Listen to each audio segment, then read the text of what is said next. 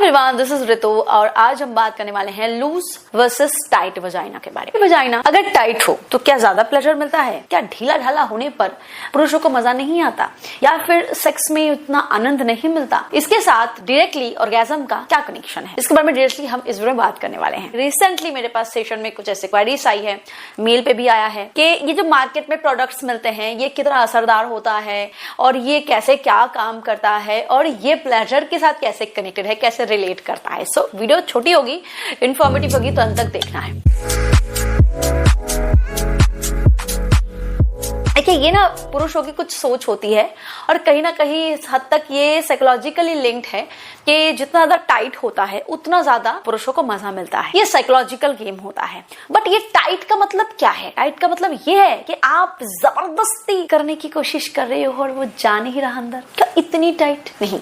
अगर ये कंडीशन हो ना किसी औरत की, तो सबसे पहली बात उसको वजिनिस्मास कहते हैं और ये एक फिजिकल प्रॉब्लम है, इसकी ट्रीटमेंट जरूरत है, इसका इलाज चाहिए होता है। तो इतनी टाइट तो पुरुषों को चाहिए नहीं होती, फिर कितनी टाइट? ये जो टाइटनेस की बात होती है इसके साथ रिकनेक्ट करता है इलास्टिसिटी, जो हमारी स्किन की इलास्टिसिटी होती है। इसके साथ जब एक औरत सेक्सुअली अराउज होती है, किसी पुरुष के साथ हम बिस्तर होने के लिए वो रेडी होती है ना, तो उसकी जो प्राइवेट ऑर्गन है उसमें बहुत ज्यादा ब्लड फ्लो होता है। ब्लड फ्लो होता है तो वो फूलती है। एक्सटर्नल पार्ट पे अगर आप कभी टच करोगे तो आप देखोगे कि वजाइनल वॉल का आसपास का हिस्सा जो होता है, जो लिबिया मेजोरा है, जो वल्वा है, वो उसमें स्वेलिंग आई है, मतलब वो स्वेलो हुआ है, थोड़ा उसको फूला है, क्योंकि वहां ब्लड फ्लो होता है, सेंसिटिविटी बढ़ती है। एंड जितनी वो फूलती है उतनी, मान लीजिए कि ये ऐसा है तो वो ऐसे फिर होती है, यानी कि थोड़ी टाइट होती है नॉर्मली। एंड इनर जो मसल्स होते हैं वजाइनल वॉल के, वो ऐसे कॉन्ट्रैक्ट रहते हैं, अटैच होते हैं, वो खुलते हैं, उसमें ब्लड फ्लो होता है तो वो ऐसे स्ट्रेच होता है, अपने आप लूज होता है। तो आप कॉन्सेप्ट देखो, मैकेनिज्म देखो फीमेल पार्टनर के बॉडी का, प्राइवेट ऑर्गन का।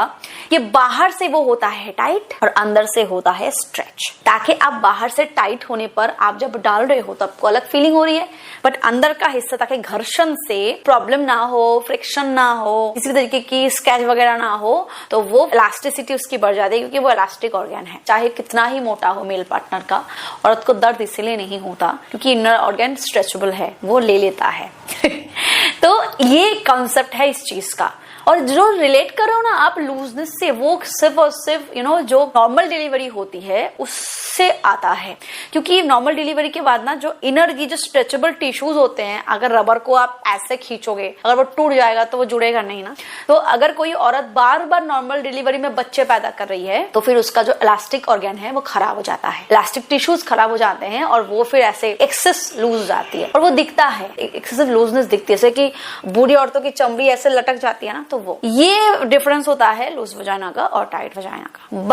बट अगर आप ये ले रहे हो कि यार मैंने फर्स्ट टाइम फीमेल पार्टनर के साथ जब वो डरी हुई थी, सहमी हुई थी, तो वो जो होती है फीमेल पार्टनर की प्राइवेट ऑर्गन उस तालाब जैसी है, अगर मैं उस तरीके से बताऊं कि अगर बरसों वो इस्तेमाल ना हो तो उसमें फिर ऐसे सारे आ जाते हैं और उसमें आप थोड़ा सा वो ढील छोड़ दो तो वो फिर साफ हो जाता है, फिर वो अपनी जगह आ जाता है। मैंने छोटा सा नॉर्मल एग्जांपल दिया, आप किसी और तरीके से मतलब आई मीन टू से कि ये फीमेल बॉडी की क्रिएटिविटी है कि अगर एक फीमेल पार्टनर कई दिनों तक फिजिकल इंटीमेट ना हो तो वो फिर टाइटनेस को वापस, क्योंकि वो इलास्टिक ऑर्गन फिर ऐसे टोन्ड हो जाती है। और अगर आप रेगुलर बेस पे कर रहे हो तो बॉडी यूज टू है, तो फर्स्ट टाइम जब कोई फीमेल पार्टनर करती है तो वो यूज टू नहीं होती और वो उस तरीके से फिर स्ट्रेच नहीं होती, बॉडी थोड़ी घबराई हुई होती है, फ्लेक्सिबिलिटी नहीं आती।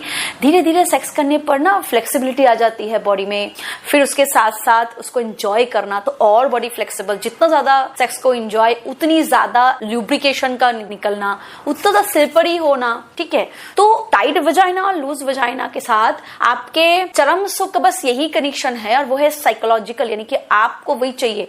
तो अगर वही चाहिए तो अपने लिंग को हर महीने और मोटा और मोटा और मोटा करो, बट इसको उसके साथ कनेक्ट मत करो। एक फीमेल पार्टनर को अगर वो नॉर्मल डिलीवरी नहीं की है, अगर उसने सी सेक्शन में किया है, तो उसको थ्रू आउट नॉर्मल बॉडी का जो कोलेजन है वो खराब नहीं हो रहा है, उसको कोई प्रोडक्ट्स, कोई किसी चीज की जरूरत नहीं होगी।